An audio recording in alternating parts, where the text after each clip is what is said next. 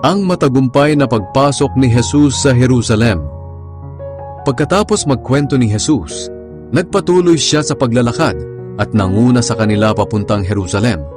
Nang malapit na sila sa mga nayon ng Bethfage at Betania, sa bundok na kung tawagin ay bundok ng mga Olibo, pinauna niya ang dalawa niyang tagasunod.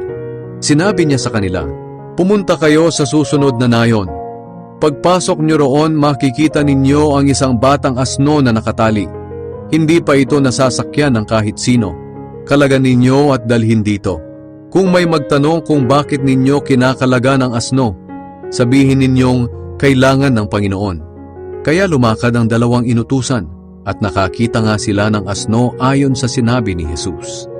Nang kinakalagan na nila ang asno, tinanong sila ng mga may-ari, "Bakit ninyo kinakalagan iyan?" Sumagot sila, "Kailangan ito ng Panginoon."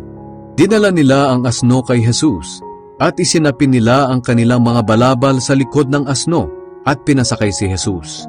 Habang nakasakay siya sa asno papuntang Jerusalem, inilatag ng mga tao ang kanilang mga balabal sa dadaanan niya.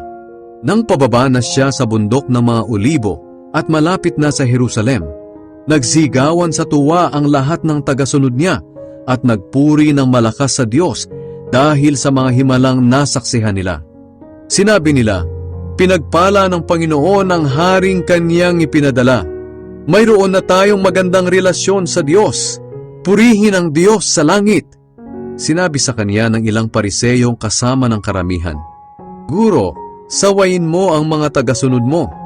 Pero sinagot sila ni Jesus, "Sinasabi ko sa inyo, kung tatahimik sila, ang mga bato na ang sisigaw ng papuri."